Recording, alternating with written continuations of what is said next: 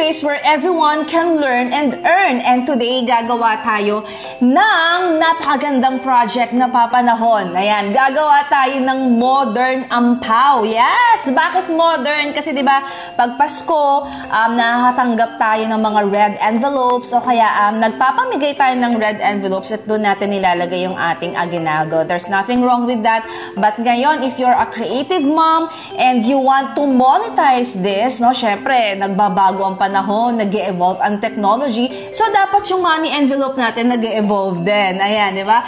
So, tuturuan ko kayo kung paano gawin itong modern ampaw na pwede nyong gawin sa bahay at pwede nyo rin pagkakitaan. So, pwede nyo itong ibenta both in digital and printed format. Ayan. So, it includes template links na pwede nyong i-customize, no?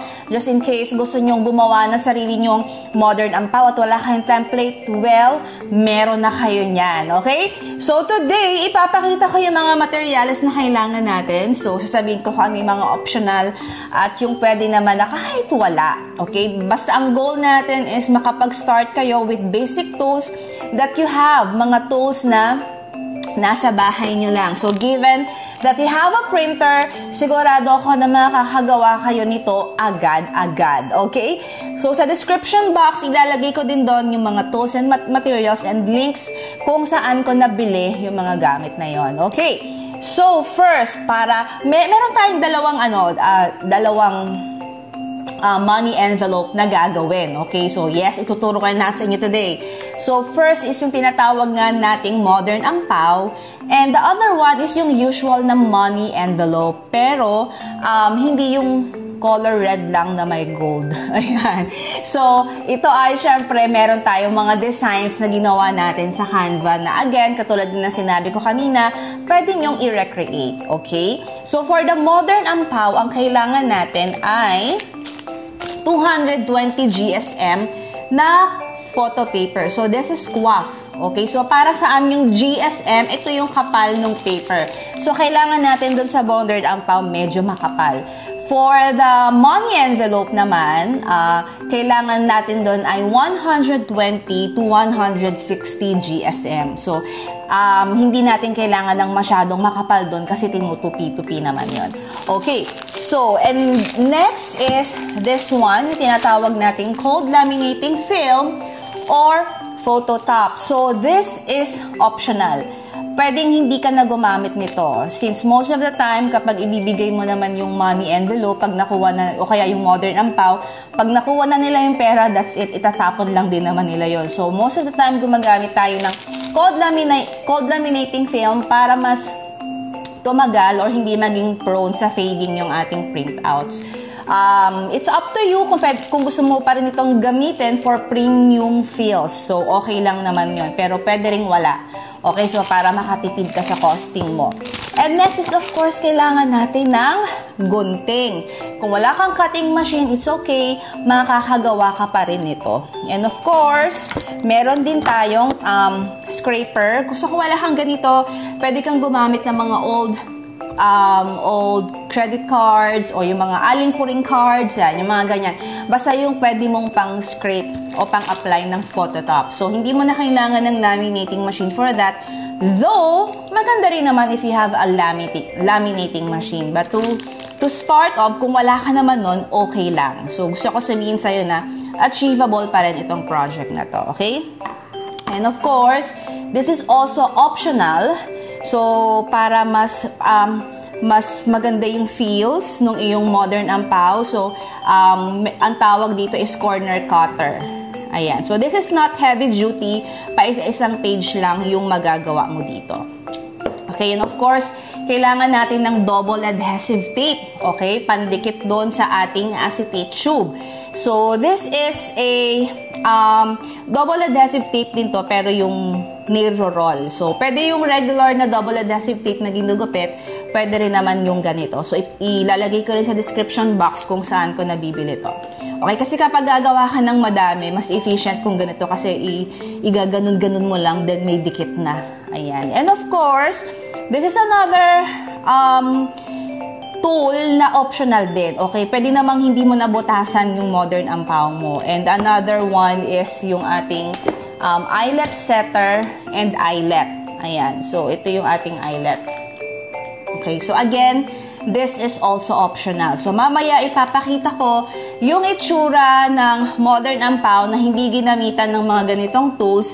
At yung isa naman is yung ginamitan ng mga ganitong tools. Okay? So, para lang ma-compare nyo. Makikita nyo na konti lang naman yung difference. Okay?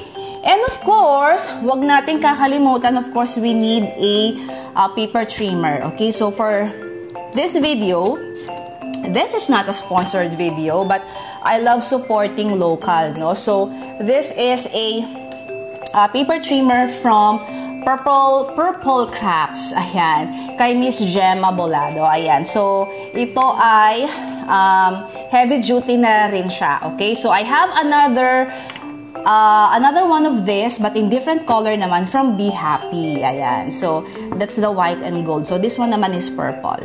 Okay? And of course, wag natin kakalimutan ang iting maraming nagtatanong, ano pong tawag dyan? So, ito yung hero ng ating project ngayon. So, ito yung tinatawag nating acetate tube. So, mabibili mo to sa Orange app. Ayan. So, ito yung gagamitin natin. Dito natin ilalagay yung pera na nakarolyo. Ayan, di ba?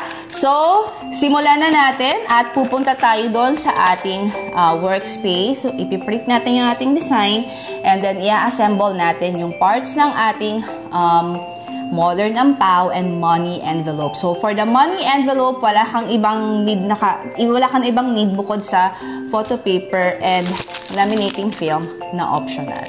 So, let's proceed! So, we're here in Canva. Okay, so ito yung ating modern ampaw. So, maglalagay tayo ng editable link sa description box para ma-customize nyo. Medyo mabagal ang aking internet. Itong ating project for today. So, I have here the downloaded version. So, here's our money envelope. Ayan siya. At ito naman yung isang design. Okay, so ipiprint na natin to using our Canon printer. So, let's print.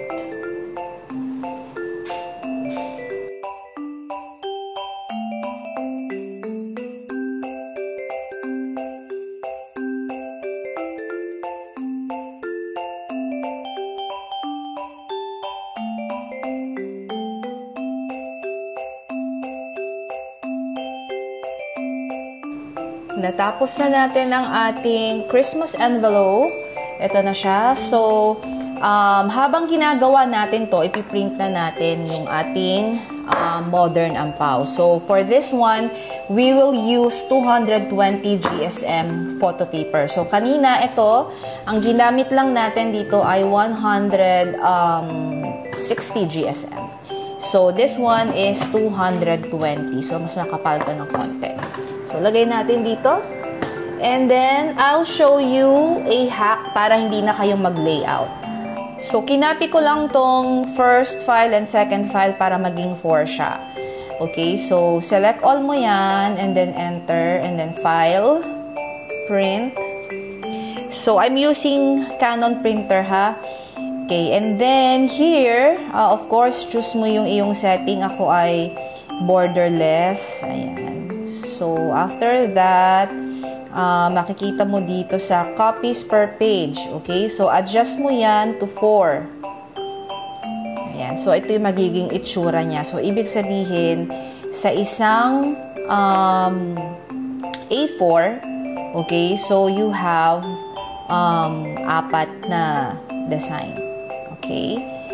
So, media quality, check lang natin. It should be glossy photo paper and sige, pwede na yung normal. So, bakit 4 lang? Kasi yung sukat ng acetate tube natin ay sakto lang dyan. Okay, so ipiprint na natin yan. Iintayin natin matapos. Okay, so gawin muna natin yung ating money envelope. Okay, so lalagyan natin to ng laminating film. So, yung isa, hindi natin lalagyan para makita nyo yung difference kapag merong laminating film at kapag wala. Okay, so this is yung tinatawag nating photo top. Siguro nakita nyo to ng ilang beses if you've been watching my tutorial. So, nakikita nyo na to na lagi kong ginagamit. So, yan lang siya. Ipipil mo lang. Don't peel the whole thing. So, enough lang na makakuha ka ng portion. Gagawin mo yan. So, ilalapat mo siya dito sa dulo. Be careful kasi once na nadikit na yan sa paper mo, hindi mo na matatanggal. I mean, matanggal mo man siya, sasama na yung printout mo. So, ingat. So, gagamit tayo ng scraper at ipupush mo ang iyong film habang kinukuha mo yung backing. Ayan. So, ito ay itatapon na natin. So, ganito ngayon yung itsura niya. Ngayon, after natin itong gawin, at saka na natin siya ika-cut. Okay? So, bago mo siya i-cut, make sure na lagyan mo na siya ng photo top. So, again, I'm using itong paper trimmer ni PF Crafts. Ayan. Or Purple Crafts. Ayan. So, ititrim ko lang to pero gagamit pa rin tayo ng gunting mamaya.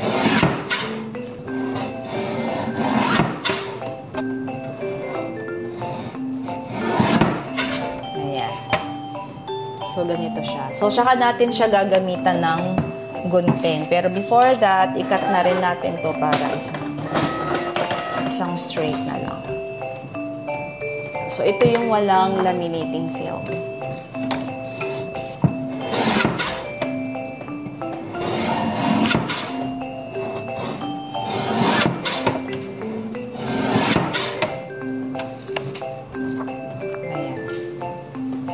Nakat na natin siya.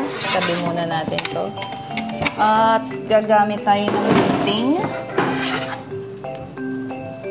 para i-cut yung itong mga natitirang kailangan pang i-cut.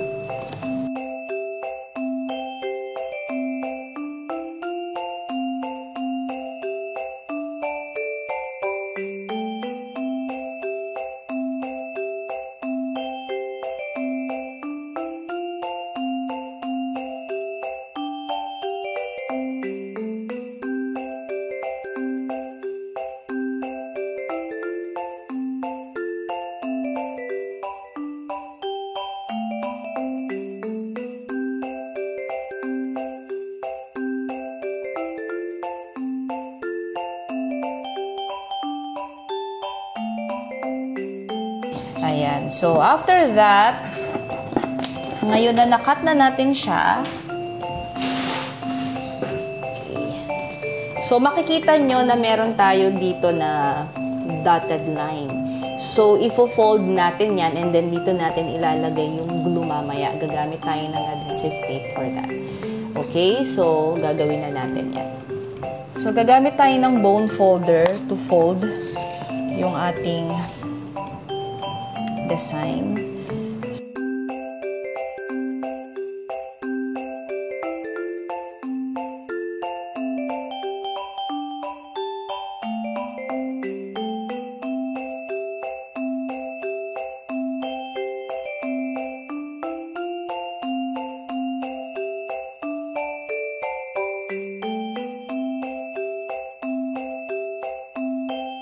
So, i-glide mo lang siyang ganyan. Super easy. So, kaya ko to nagustuhan kasi mabilis mabilis ang trabaho. Ayan. Lalagyan din natin ng glue dito.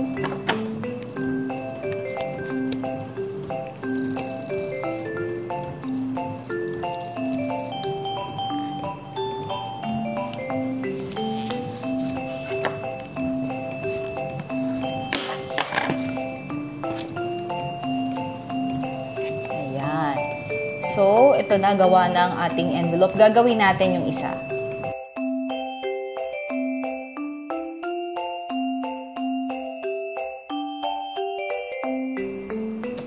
Ayan, natatapos na natin ang ating Christmas envelope. So, ngayon naman, gagawin natin yung ating modern ampaw.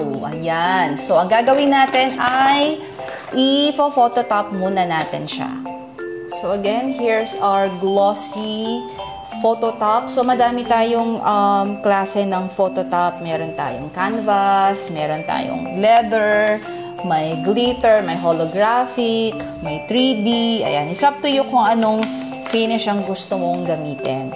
Pero dito sa project natin, we are using glossy o yung clear lang na phototop. So, ito.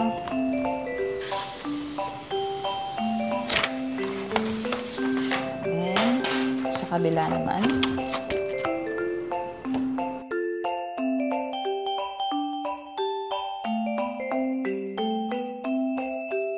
So, ito na yung ating modern ampaw. So, ikakat na natin siya again using our paper trimmer, paper cutter.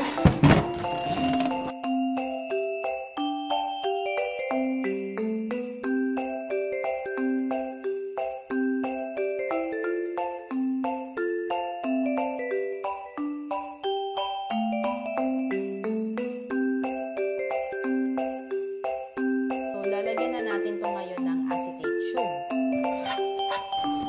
Okay, so ito na siya. And ito na yung ating acetate tube. Okay, so ilalagay natin yan dito. Okay, but before that, papakita ko sa inyo kung paano ginagamit to. So this is a corner puncher, no?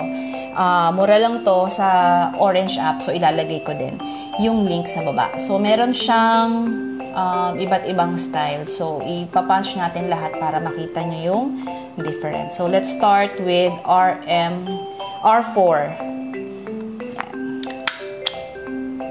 Ayun.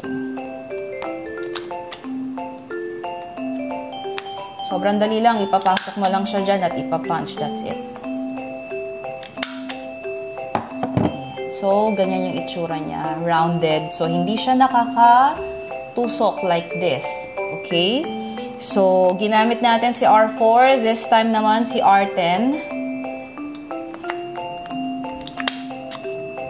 Ayan. So, mas malaki yung sa kanya, pagkaka-round ng cut. So, at least makapili kayo kung anong mas gusto nyong corner. Ito yung kanina, small lang, RM4. This one naman yung R10. So, mas rounded. And the last one is si R10, si R7 naman. So, pwede rin naman kayo mag-punch sa scratch paper para masubukan nyo. Ayan. Ito parang yung medium. So, parang small, medium, large.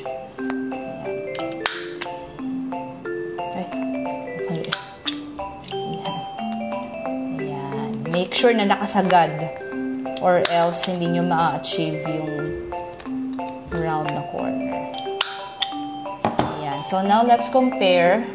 So, we have the small, medium, and large. Okay. So, small. Ayan siya. Small, medium, at large. Parang mas gusto ko yung large. Ayan. Mas halata. Mas premium yung feels. So, kapag naman wala, ganito yung itsura niya. Pwede na rin naman. Okay. Pero ito ay mura lang. I think hindi ito lalampas ng I think mga around 150 to 200 pesos. Depende sa kung saan shop ka bibili. So, okay. Gawin na natin ngayon. Ilagay na natin yung ating ayan, gusto ko to. Ayan. So, ilagay na natin yung ating acetate tube. So, paano yan yung ginagawa? So, meron nga tayo ditong double adhesive tape, no? Glider. So, pwede ka rin gumamit ng double adhesive tape. So, ang bilin mo lang yung manipis. Okay? Kasi kapag pag may excess, so mahirap kasi pag nilagay mo yung pera, baka dumikit doon sa excess na double adhesive tape. So make sure na yung double adhesive tape mo ay dito lang talaga. So hindi siya lalampas or else baka madikitan yung money. Okay? So tayo lalagyan natin ng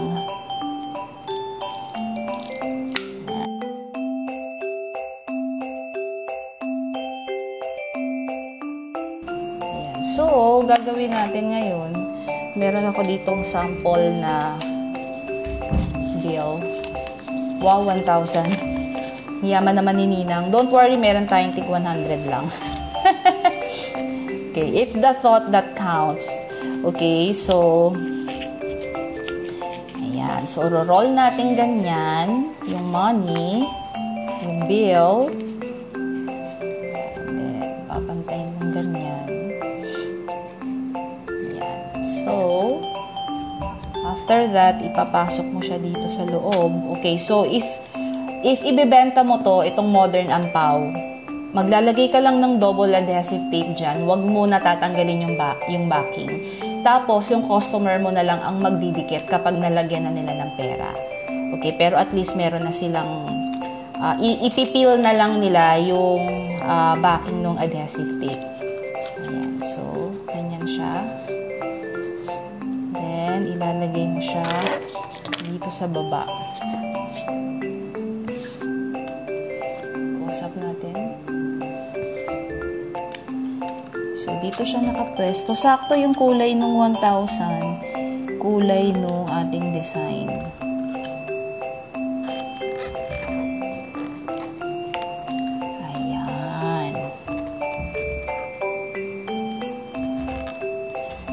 So, makapit naman siya. O, maganda, diba? Ayan. So, subukan natin ulit dun sa 100 pesos.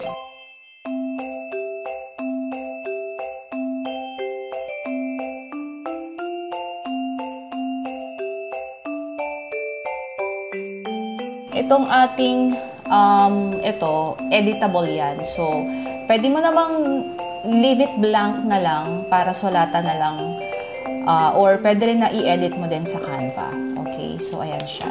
So, ito yung itsura niya kapag wala pang butas. So, pag gusto mo siyang lagyan ng extra premium feels, so,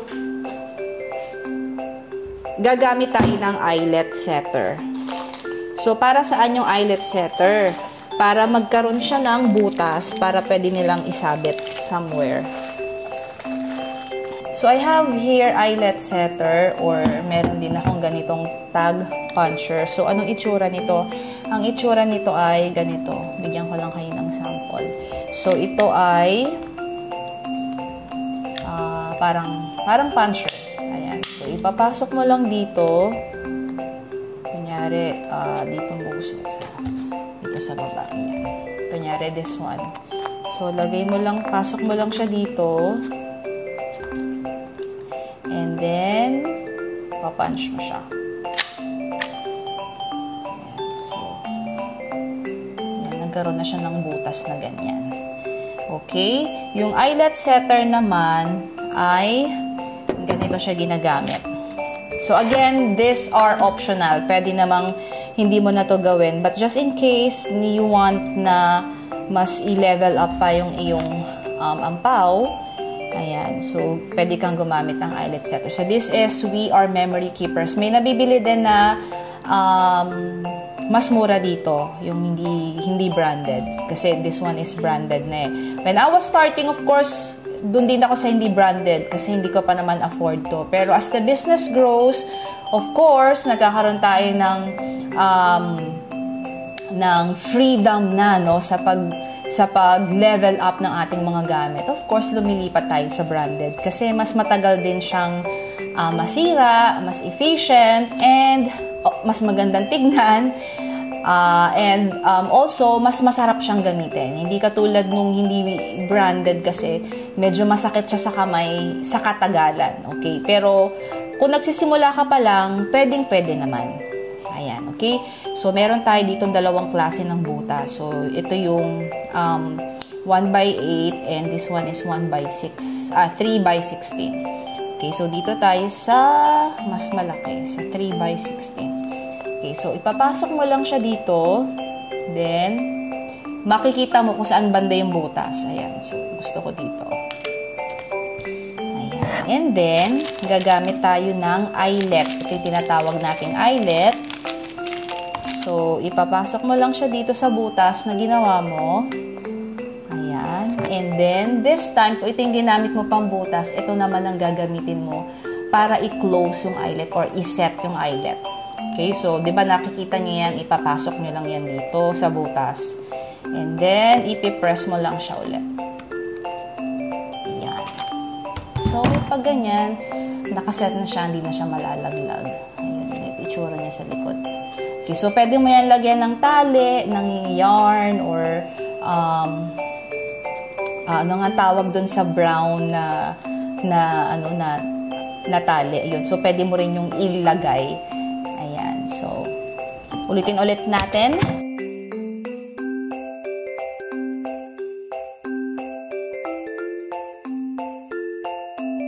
Ayan. So, tapos na ang ating modern ampaw with our usual money envelope. Pero, of course, maganda na yung design natin. Diba? Ayan. So, kahit kunyari, 20 lang yung laman, pero wag naman sana. I pray, i-bless kayo ni Lord financially this month na hindi lang 20 yung mailagay nyo. Pero of course, kung 20 lang yung mailagay nyo dyan, of course naman, nasa puso pa rin yun, diba? So, nasa puso ng nagbibigay. Regardless kung how much yung amount na malalagay natin dyan. Pero diba, kapag nakalagay sa ganitong packaging, or pwedeng hindi lang naman money ang ilagay mo dyan, pwedeng maglagay ka dyan ng love letter mo, pwede mong ilagay dyan parang what are you grateful for this person, diba? So, ako, masaya ako kung makaka-receive ako ng ganong love letter. Bonus na lang yung money inside. Pero yeah, these envelopes are not just for money. Pwede kang maglagay talaga na kaya. Di ba ang envelope naman talaga is for letter? So, bonus na lang yung money. Ayan. So, again, available ang template na ito for free. Pwede mong gamitin, pwede mong pagkakitaan, pwede mong ibenta both in printed and digital format. Okay, so balik tayo dun sa ating set.